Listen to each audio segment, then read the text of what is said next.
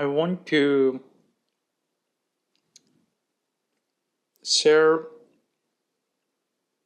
a view that can help clear up confusion regarding if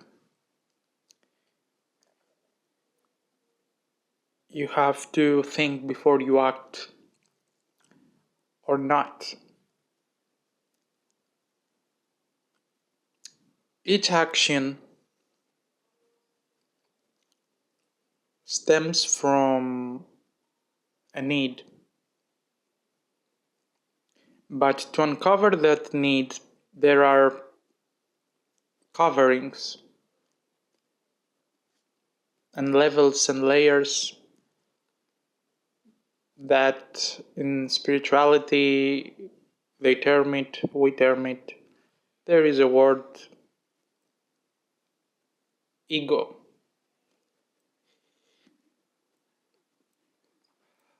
But there is no ego, in the sense that it's just a description. It's just a description. It's a word that we use to describe activity that happens unconsciously. Unconsciously, that is fixed and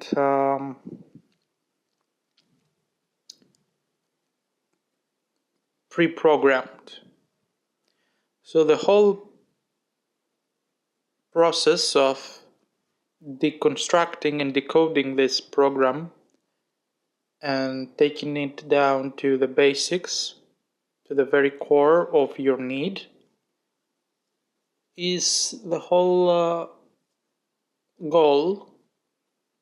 And that need is what you may call purpose.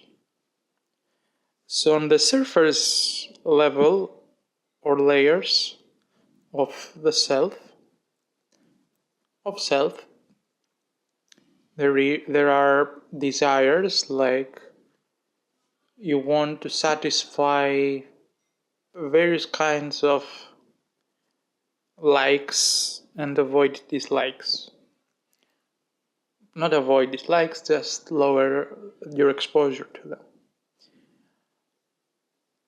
Those may give some hints about your core need or purpose in this existence. But not necessarily. Some of them are stemming from trauma. You like and dislike things because you're judging something, and you're judging something because you had childhood trauma connected with the phenomenon that is in front of you. So you should take in account the clearing up that it needs to be done and the healing that needs to be at place, so you can be certain that you're not lying to yourself and it's not just pain and hurt from the past. So if you know your need and your core desire, true will, whatever you want to call it, whatever name is the best for you, there are levels in execution. There are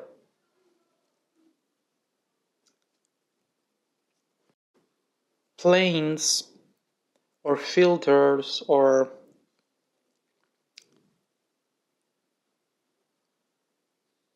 so let's say that you found what your purpose is. Where do you start? Do you start just doing physical stuff to it?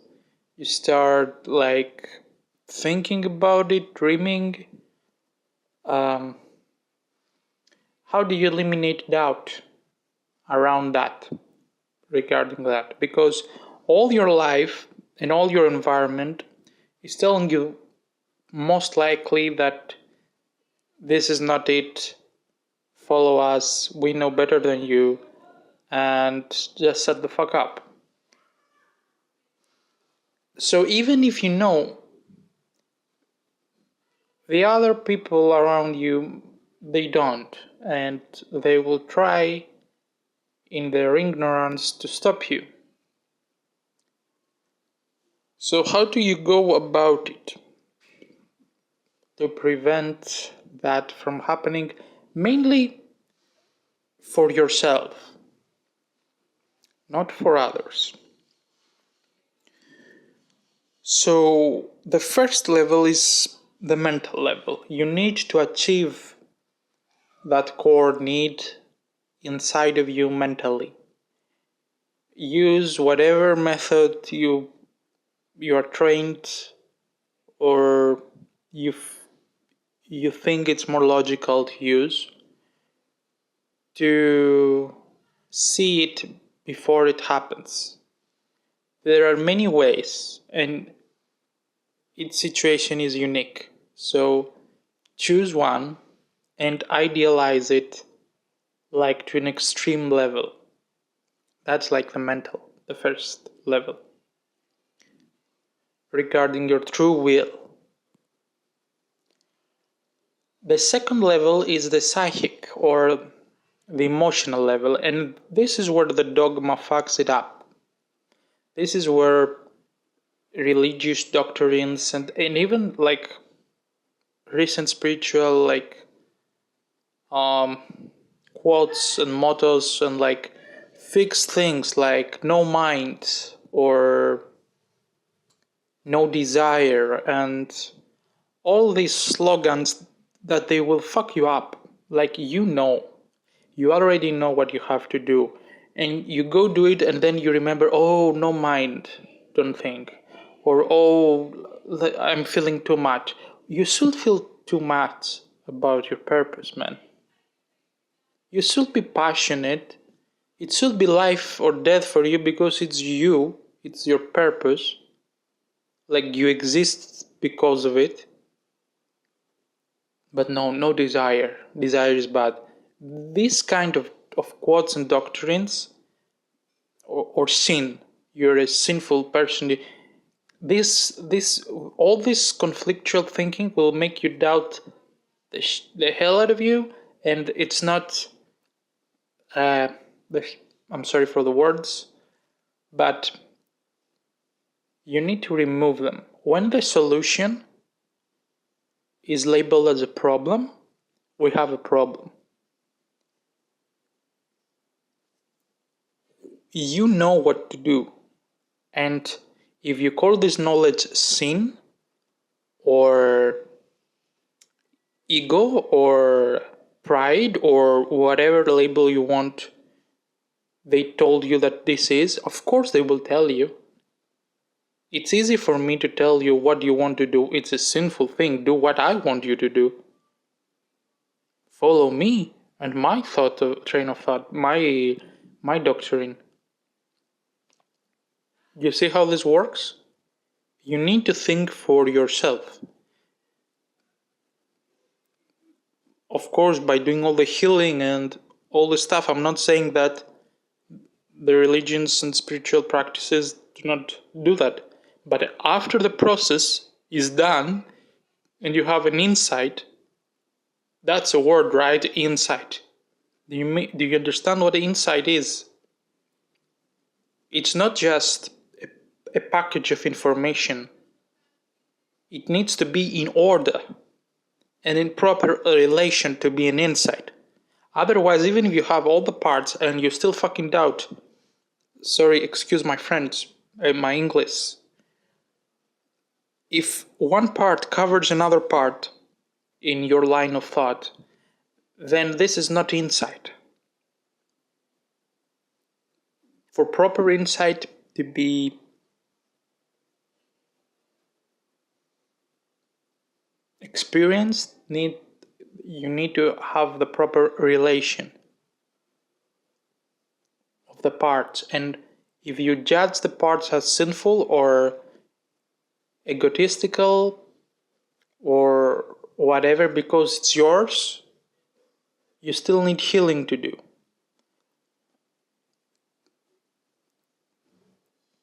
And the end part of the healing is that you do not need healing. Meaning that the amends that you made with yourself are enough. You did your best. Now let's keep moving. So keep that in mind, the emotional stuff. Whatever your need is, it's the solution and it's not a sin. This will free you emotionally and remove guilt. And then we have the last part, which is physical. Physical means action. And action is pretty black and white. It's not, it's two poles. It's dual. You are going to do something or not. You either did what you knew and felt that was right, or you didn't. There is no in between. Of course, there are micro dualities, and you can say, oh, it's in between because they add up and whatever. But at the end of the day, action-wise, it's dual. So both are there. First, you need to dream it, to idealize it. Then you need to be free from the judgment and the guilt, and not the guilt, the labeling of others as whatever, ego, no desire, etc. And then you need to like to act, to execute it wholly, completely. Black and white mentality will help you in the physical plane. These 3 levels, if you cover them in this order, you will complete your need and function, and that will come every time with a sense of bliss, calmness, soothing, and peace deep within your core center, because that is true. You performed your purpose, and that's what meaningful happiness is and stems from. Thank you.